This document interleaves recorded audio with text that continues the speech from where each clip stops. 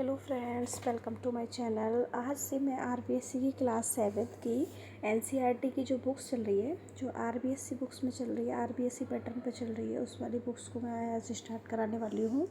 तो ये क्लास 7 की साइंस की बुक है और ये रीड के लिए बहुत ज़्यादा इम्पोर्टेंट है। यहाँ हर टॉपिक को जो चैप्टर फर्स्ट सेकंड जितने भी इसमें चैप्टर हैं वो सारे कंप्लीट कराए जाएंगे।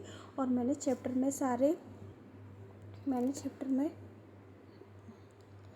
इस चैप्टर में सारे पॉइंट्स को हाईलाइट किए हुए हैं, तो आपको ओनली हाईलाइट पॉइंट पर ही ध्यान देना है। बाकी इसमें पॉइंट में याद पूरा चैप्टर पढ़ने की जरूरत नहीं है। जहाँ पर हाईलाइट पॉइंट रखे हैं वहीं से क्वेश्चन बनेगा, ठीक है। तो फर्स्ट चैप्टर है, इसमें पादपों पर पोषण, ठीक है। इसमें दे रखा है, ये इतना ज़्यादा पढ़ने की जरूरत नहीं है कि कार्बोहाइड्रेट, प्रोटीन, वसा, विटामिन एवं खनिज लवण होते हैं जो हमारे क्या होते हैं, भोजन के घटक होते हैं। और इनको क्या कहते हैं, हम पोषक पदार्थ कहते हैं। क्या कहते हैं? पोषक पदार्थ। नेक्स्ट इसमें आगे दे रखा है कि पोषण किसे कहते हैं। सजीवों द्वारा भोजन ग्रहण करने एवं उपयोग करने की विधि को क्या कहते हैं, पोषण कहते हैं। वे जीव जो अपना भोजन होते हैं स्वयं संश्लेषित कर देते हैं, वो क्या कहलाते हैं, स्वपोषी कहलाते हैं। ऐसे जीव क्या होते हैं, स्वपोषी होते हैं, ठीक है।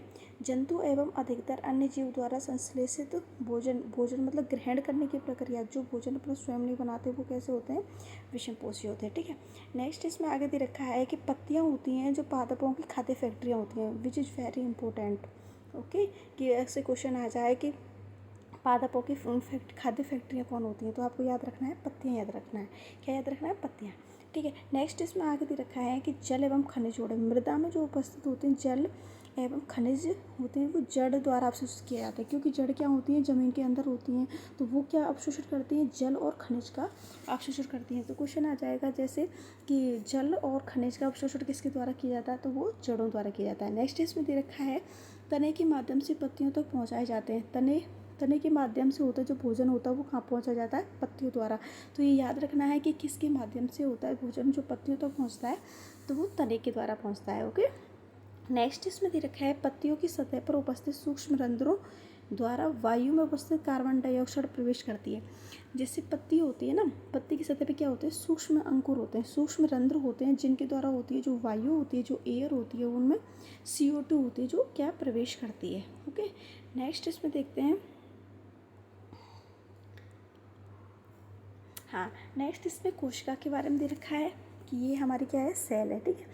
ये दे रखा है कि इमारतें होती हैं, ईंटों से बनी होती है। इसी प्रकार सजीवों का शरीर सूक्ष्म इकाइयों से बनता है जो कोशिका कहलाती है। कोशिकाओं को सूक्ष्मदर्शी द्वारा देखा जा सकता है। क्वेश्चन आ जाए जैसे कोशिका को किस द्वारा देखा जा सकता है, किसके द्वारा देखा जा सकता है, तो सूक्ष्मदर्शी के द्वारा देखा जा सकता है।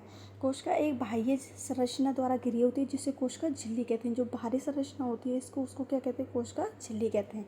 ओके, नेक्स्ट इसमें दे रखा है कि इसमें केंद्रक में एक सुस्पष्ट संरचना होती है जो क्या कहती है, केंद्रक कहलाती है। सेंट्रल कहलाती है, केंद्रक कहलाती है। केंद्रक के चारों ओर एक जेली के समान एक पदार्थ घिरा होता है जिसे क्या कहते हैं, कोशिका द्रव, मतलब साइटोप्लाज्म होते हैं, ठीक है, साइटोप्लाज्म बोलते हैं। ये कोशिका की स्ट्रक्चर दे रखी है इन्होंने, तो ये आपको याद रखनी है। नेक्स्ट इसमें नीचे दे रखा है कि जल एवं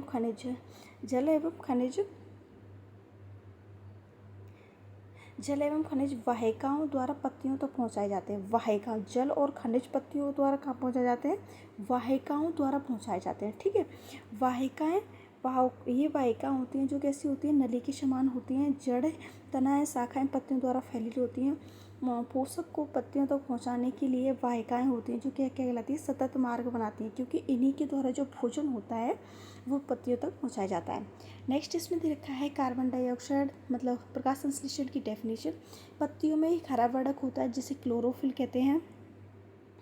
क्लोरोफिल सूर्य के प्रकाश में और सूर्य ऊर्जा का संग्रहण करने में पत्ती की सहायता करता है तथा इस ऊर्जा का उपयोग करके जल एवं कार्बन डाइऑक्साइड से खाद्य पदार्थ में होता है, क्योंकि खाद्य पदार्थ इसलिए इसे क्या कहते हैं, प्रकाश संश्लेषण कहते हैं।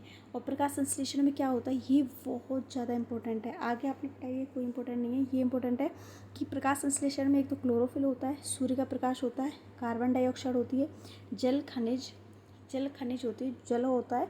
ये प्रकाश संश्लेषण के लिए क्या होते हैं, आवश्यक होते हैं, ये इंपॉर्टेंट है, ठीक है। नेक्स्ट इसमें दे रखा है पत्तियों द्वारा होता है सौर ऊर्जा संग्रहित की जाती है। मतलब क्वेश्चन आ जाएगा कि सौर ऊर्जा होती है वो किसके द्वारा संग्रहित की जाती है, तो वो पत्तियों द्वारा की जाती है।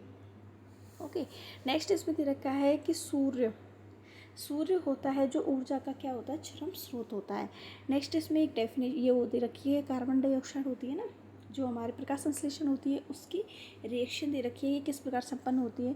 तो उसके लिए सबसे पहले ये CO2 दे रखा है, ये जल दे रखा है, और सूर्य के प्रकाश होना चाहिए, और क्लोरोफिल की उपस्थिति में क्या बनता है, फिर कार्बोहाइड्रेट बनता है, और क्या होती है, ऑक्सीजन का निर्माण होता है। ओके, नेक्स्ट इसमें दे रखा है, इसी प्रक्रम में ऑक्सीजन निर्मुक्त होती है। निर्मुक्त मतलब होती है निर्माण होता है, मतलब बनती है, ऑक्सीजन बनती है। कार्बोहाइड्रेट होता है जो स्टार्च के रूप में संचित हो जाता है। जो भी भोजन बनता है वो स्टार्च के रूप, मतलब ऐसे क्वेश्चन आ जाएगा कि जो पादपों का भोजन होता है वो किस रूप में संचित होता है, तो वो होता है किसमें, स्टार्च के रूप में, मतलब मांड के रूप में। ओके, तो आज की क्लास में मैं इतना ही पढ़ाऊँगी। नेक्स्ट इससे जो भी आगे चैप्टर होगा, मतलब इसी चैप्टर का जो नेक्स्ट पेज होंगे उनको मैं कवर कराऊँगी। तो आज के चैप्टर को दोबारा से एक बार रिवीजन कर देते हैं। सॉरी, जैसे आज के चैप्टर में हमने ये पढ़ा था कि कार्बन, प्रोटीन और वसा, विटामिन, ये भोजन के घटक होते हैं। ओके, और ये पोषण की विधि होती है। ये पोषण की विधि होती है, पोषण किसे कहते हैं। और ये सुपोषी के बारे में बताया गया है कि जो अपना भोजन स्वयं बनाते हैं वो सुपोषी कहलाते हैं, जो अपना भोजन स्वयं नहीं बनाते वो क्या कहलाते हैं, विषमपोषी कहलाते हैं। फिर ये इम्पोर्टेंट है इसमें कि पत्तियाँ होती हैं जो खाद्य पदार्थों की, मतलब पत्तियाँ होती हैं जो पदार्थों की क्या होती है, खाद्य फैक्ट्रियाँ होती है। फैक्ट्री क्यों होती है, क्योंकि वहाँ पर भोजन का निर्माण होता है। नेक्स्ट हमने यहाँ पे देखा कि पत्तियों के माध्यम से, मतलब तने के माध्यम से पत्तियों तक पहुँचाए जाते हैं। जो भोजन हो जाता है जो तने के माध्यम से पत्तियों तक पहुँचाया जाता है, ठीक है। और पत्ती की सतह पर उपस्थित सूक्ष्म रंध्रों द्वारा होती है, जो वायु होती है उससे कार्बन डाइऑक्साइड प्रवेश करती है। नेक्स्ट इसमें हमने कोशिका के बारे में पढ़ा था। कोशिका को सूक्ष्मदर्शी के द्वारा देखा जा सकता है, और ये कोशिका की स्ट्रक्चर दे रखी है। नेक्स्ट क्लास में आऊँगे तो बहुत अच्छी सी डिटेल्स में 9th क्लास में दी हुई है, तो वहाँ पर अपन पढ़ाई करेंगे। नेक्स्ट इसमें पढ़ा था हमने कि जल एवं खनिज वाहिकाओं द्वारा पत्तियों तक पहुँचाए जाते हैं। ये वाहिकाएँ होती हैं जो कैसी होती हैं, नली के समान होती हैं, उनकी नली जैसी स्ट्रक्चर होती है, और पोषकों को पत्तियों तक पहुँचाने के लिए ये वाहिकाएँ एक सतत मार्ग बनाती हैं। ओके, ये प्रकाश संश्लेषण होता है, ठीक है।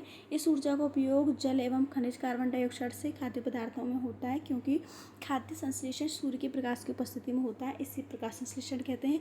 सबसे ज़्यादा इंपॉर्टेंट इसमें ये है, प्रकाश संश्लेषण के लिए क्या क्या आवश्यक होता है, तो क्लोरोफिल, सूर्य का प्रकाश, और कार्बन डाइऑक्साइड, जल, और प्रकाश संश्लेषण के लिए क्या होते हैं, आवश्यक होते हैं।